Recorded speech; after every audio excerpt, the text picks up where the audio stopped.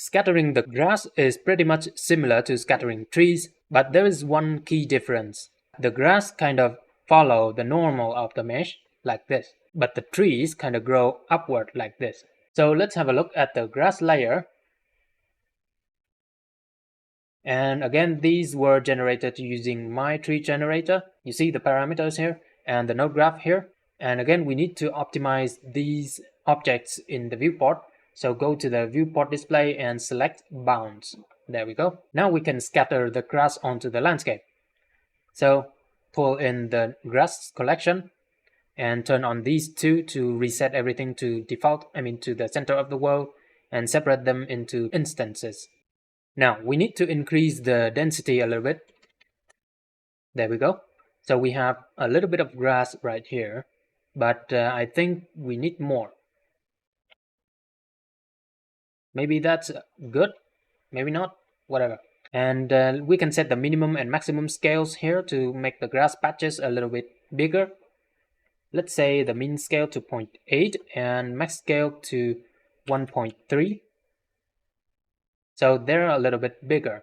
For the grass, the camera culling was turned on by default, but you can turn off the camera culling to have the grass cover the entire landscape. But I find that to be unnecessary because we only need the grass to be in the view, alright? Let's have a look. We probably need a lot more grass than this. But yeah, let's not do that because it's gonna slow down the computer and I want the video to be smooth. So I'm not gonna increase the amount of grass. And next we have the dirt, slope, flow, and water condition, which are pretty much the same as the tree scatter node. And again, we have the viewport setting, which kind of turn everything into point cloud like so. But for the sake of demonstration, let me just set the condition a little bit. So I'm gonna get rid of the minimum flow as well as the maximum flow. And I will have no maximum dirt whatsoever. And let's have a look. It's significantly slowing down my viewport. Let's see the render.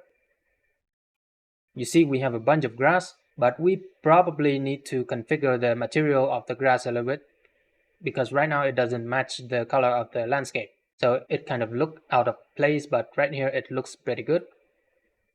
Yeah, we need to configure the material of the grass a little bit as well, but that's beyond the scope of this tutorial, so I'm not gonna do that.